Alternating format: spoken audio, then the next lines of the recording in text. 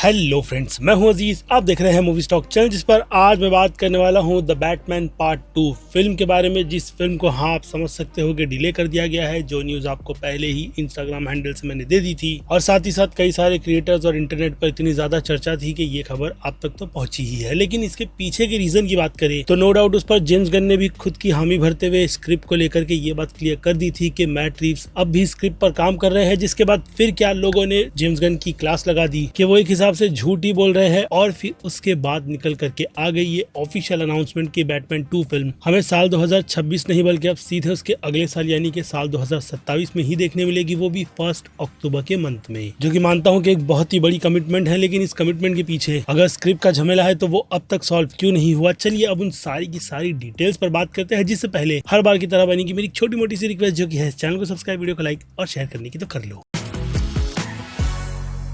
So friends, तो इस update से तो ये बात तय ही है कि कई सारे डीसी वो फैंस जो बैटमैन की फिल्म के विजन का फिर से नमूना इसके पार्ट 2 में देखना चाहते थे कि मैट रीव्स ने कहानी के माध्यम से इस बैटमैन के परफेक्ट यूनिवर्स को और कितना ज्यादा बिल्ड किया है। क्योंकि ऑलरेडी विलन के आर्क के हिसाब से देखा जाए तो पेंगुइन की सीरीज ने काफी अच्छा खासा काम कर दिखा दिया है कि ये वर्ल्ड और यहाँ पर करप्ट सिस्टम अगर रियलिज्म के तड़के को डाल करके बनाया जाए तो हिसाब से कितना ज्यादा है। ऐसे में अब उसकी पोजीशन इतनी ज्यादा हायर लेवल पर पहुंच गई है कि उससे सिवाय बैटमैन के अलावा दूसरा कोई टक्कर ले नहीं सकता। जिसके बाद फिर क्या था, पेंगुइन के कैरेक्टर की कास्टिंग की कंफर्मेशन भी कर दी गई कि वो कैरेक्टर भी इस फिल्म के पार्ट 2 में तो रिटर्न करेगा ही, और होना भी चाहिए। क्योंकि अब वो कहते हैं ना कि क्राइम की दुनिया में उसकी अनुमति के बिना कोई दूसरी चीजें होगी तो फिर उसमें पेंगुइन के कैरेक्टर्स की एग्जिस्टेंस होनी चाहिए, खास करके पूछताछ वाले पोर्शन में। लेकिन इस बार इम्पैक्ट बहुत ही ज्यादा पड़ेगा उस विलन के कैरेक्टर को लेकर, क्योंकि कैरेक्टर का आर्क भाई क्या ही डेवलपमेंट थी, जो कि अगर आपने नहीं देखी तो हाईली रिकमेंड है कि देखना जरूर। लेकिन इससे हटकर कुछ हेटर्स की बात की जाए तो वो लोग हर बार डीसी के इस यूनिवर्स पर ब्लेम इस फिल्म को भी लेकर के जेम्स गन पर ही डालेंगे। लेकिन ऑफिशियल अपडेट मैं खुद कंफर्म करके बताता हूं कि इन सब के पीछे जेम्स गन और वार्नर ब्रदर्स का हाथ है ही नहीं। क्योंकि दूसरी तरफ बात कंफर्म कर ये बताई गई है कि ये पूरा प्रोसेस मैट रीव्स का ही है, जिन्होंने एक इंटरव्यू में खुद ये बात कैट वुमेन हिमसेल्फ यानी कि जोई कार्विस के कैरेक्टर को बताई थी, जिनके कोर्ट में जोई ने यही पूछा था कि वो राइटिंग के प्रोसेस में काफी ज्यादा स्लो है इस फिल्म के पार्ट 2 को लेकर के। तो जवाब हाँ ही था, क्योंकि कंटेंट यानी कि क्वालिटी कंटेंट हिसाब से बहुत ज्यादा टाइम लेता है, और इसमें वो किसी भी तरीके की जल्दबाजी कर इस यूनिवर्स को जो उन्होंने बहुत अच्छा खासा बिल्ड कर लिया है खराब नहीं करना चाहते। जिस हिसाब से अगर देखा जाए तो आपको ये चीज याद नहीं होगी तो बता दूं कि मैट रीव्स के बैटमैन की यूनिवर्स की फिल्म की भी अनाउंसमेंट साल 2017 में हुई थी, और फिल्म उसके बाद सीधे 2022 में आई थी।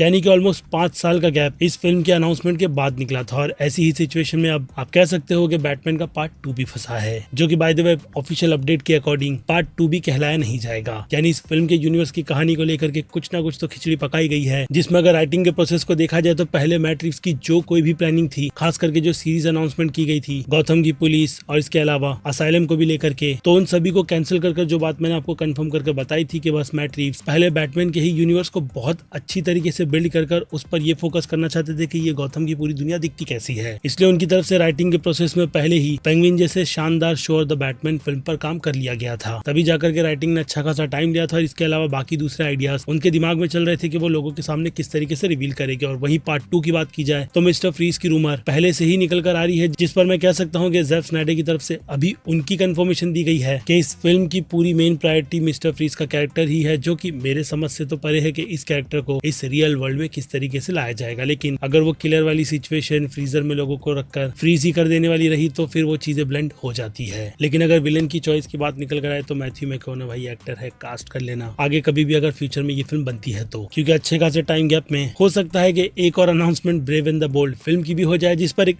अलग टॉपिक पर डेफिनेटली वीडियो तो बनती ही है, जो कि मैं कोशिश करूंगा कि आपको जल्द से जल्द बना करके दे दूं। लेकिन मैट रीव्स की स्लो राइटिंग की वजह से अब इंटरनेट पर उन्हें दूसरा जॉर्ज आर मार्टिन कहा जा रहा है, जो हाँ जानता हूं कि अपना टाइम तो लेगे ही, लेकिन वादे के मुताबिक बैटमैन 2 फिल्म हमें ला करके जल्द से जल्द देंगे, जिसका नाम क्या निकल कर आएगा वो भी एक मिस्ट्री ही है। क्योंकि दूसरी तरफ फिर से ज़ैक स्नाइडर की बात करें और हाँ जॉन कैंपियो के अलावा कुछ अदर सोर्सेज की भी, तो उनकी तरफ से बस यही बनाया जा रहा है कि मैट रीव्स को लेकर के जेम्स गन यही चाहते हैं कि वो डीसीयू के साथ मर्जर करे और अपनी काफी अमेजिंग सी स्टोरी टेलिंग को योगदान के तौर पर डीसीयू के यूनिवर्स में बैटमैन के यूनिवर्स में दे दे। जिनकी इस बात पर सहमति किसी और नहीं बल्कि खुद रॉबर्ट पैटिसन ने जताई है। जी हाँ, ये भी रूमर ही है, लेकिन मैट रीव्स को इससे खेद है क्योंकि वो नहीं चाहते कि रियल वर्ल्ड डीसीयू के इस फैंटास्टिक एलिमेंट के साथ मर्ज करे। यानी यहाँ पर मैं मैट रिव्स के पॉइंट से भी एग्री करूंगा, क्योंकि अब तक उनकी इस प्रेजेंटेशन में हाँ फिल्म और सीरीज के अकॉर्डिंग किसी भी तरीके के फैंटास्टिक एलिमेंट को डाला ही नहीं गया है। और आगे अगर उन चीजों को काफी एब्रप्टली ऐड कर वो कहते हैं ना कि चीजों को बिल्ड किया जाए तो थोड़ा अजीब सा तो लगेगा ही। बाकी एज की अगर बात की जाए तो brave and the bold film बनेगी तो मिड एज वाला एक्टर चाहिए, तो रॉबर्ट पैटिसन 40 साल के होने वाले हैं। बस आने वाले 2 सालों में ही ये बात भी आपको भूलनी नहीं चाहिए। यानी इस फिल्म की राइटिंग के प्रोसेस में जितना ज्यादा टाइम लग रहा है उस हिसाब से तो चांसेस बहुत ज्यादा है, और ऊपर से रूमर भी जो अगर पॉसिबल हुई तो उनमें देखना इंटरेस्टिंग यही रहेगा कि इन सभी चीजों का तालमेल बिठाया कैसे जा रहा है डीसीयू के यूनिवर्स में। क्योंकि जेम्स गन के यूनिवर्स में बैटमैन की कहानी ब्रेव एंड द बोल्ड, जी हाँ ब्रेव एंड द बोल्ड से ही शुरू होगी, जिस यूनिवर्स में जेसन टॉड का कैरेक्टर भी रहेगा यानी कि रॉबिन। ऐसे में अगर मैट रिव्स की राइटिंग में कुछ भी चीजें इधर उधर होती है तो ये चीज भी पॉसिबल है, जिस डीसीयू के यूनिवर्स पर जल्द ही एक वीडियो बना करके मैं आपको वो भी दे दूंगा, क्योंकि उसमें डीसी के यूनिवर्स से रिलेटेड सुपरमैन का जो टीज क्रिएचर कमांडो की सीरीज में दिया गया है उस पर भी बात की है। बाकी brave and the bold Andy Mashetti वाली वीडियो के लिए थोड़ा सा वेट कर लो, जिसमें आप सीधे मैट रिव्स के विजन की बात करें तो उन्होंने बीच बीच में बैटमैन की इस कैरेक्टर के आर्क को लेकर के स्टोरी का अच्छा खासा सा हिंट दिया था कि अब इसकी पार्ट 2 की कहानी में वो अपना पूरा का पूरा फोकस या फिर कहूँ एक अच्छा खासा बैलेंस ब्रूस वेन और बैटमैन के कैरेक्टर को लेकर के दिखाएगा, जिसमें ब्रूस वेन की पर्सनैलिटी कैसी है असल लाइफ में और वो कैसे बैटमैन के बीच हाँ आप कह सकते हो कि झूल रहा है, उस पर फोकस किया जाएगा। तो वहीं एक लोग दूसरे पर ट्रस्ट नहीं करते, कुछ उस तरीके की भी सिचुएशन गौथम के इस पूरे यूनिवर्स में चल रही है। यानी वही करप्ट वाली बात जिस यूनिवर्स को दिखा करके बिल्ड अच्छी तरीके से मैट्रिक्स ने किया है। यानी यहाँ पर कोर्ट ऑफ आउल और हस जैसे विलेन के भी आने की हिंट है, जिस कहानी का आइडिया सुनने में तो अच्छा लग रहा है, लेकिन आई होप मैट रिव्स अपना काम जल्द से जल्द राइटिंग के प्रोसेस में कर ले, क्योंकि अगर वो चीज नहीं हुई और ऊपर से फिर से कनेक्शन वाली बात निकल करके आ गई तो फिर पंगा तो बहुत बड़ा होना है, जिनमें अगर ऑडियंस पर भी नजर डाले तो फिर ओपिनियन आपको प्रेज ही करते हुए मिलेगी, क्योंकि लोग चाहते हैं कि सुपरमैन के इस यूनिवर्स में रॉबर्ट पैटिसन का बैटमैन भी हो, और ऊपर से कई सारी फैन आर्ट्स इस बात की इंडिकेशन देती भी है। बाकी डीसी के इस यूनिवर्स में हर एक सिटी अलग अलग कलर के हिसाब से ही उनके पूरे कैरेक्टर और यूनिवर्स को दिखाती है, जिसमें गौतम तो जैसा मैट रिव्स ने दिखाया है बिल्कुल वैसा ही है, लेकिन हाँ प्रेजेंटेशन में थोड़ी कॉमिक बुक की एक्यूरेसी चाहिए, और कहीं ना कहीं डीसी के यूनिवर्स से जेम्स गन की हामी भी, जिसमें अभी के लिए तो जेम्स गन की तरफ से मैट रिव्स जैसा काम कर रहे हैं उसी की सलाह दी गई है, या फिर एक हिसाब से कहूँ तो कंफर्मेशन भी कि वो जब भी मटेरियल निकाल करके लाएंगे वो अच्छा ही होगा, बस वो स्क्रिप्ट का वेट कर रहे हैं। जिस बारे में अब मैं आपका ओपिनियन भी जानना चाहूंगा कि आप क्या सोचते हो मैट रिव्स के इस विजन पर, जिनकी by the way personal life में भी कहा जा रहा है कि बहुत कुछ चल रहा है। इसलिए अब अच्छे से सोचना कि इस फिल्म के डिले की जो अपडेट निकल कर आई है वो सही है या गलत। बाकी अब फिर क्या वक्त है वीडियो को यहीं पर दी एंड करने का। मैं हूं Aziz, movie stock channel like share subscribe भूलना मत। मिलूंगा जल्दी दूसरी किसी वीडियो में। Till then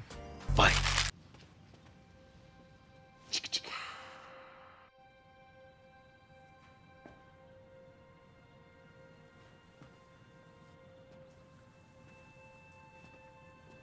You're still here.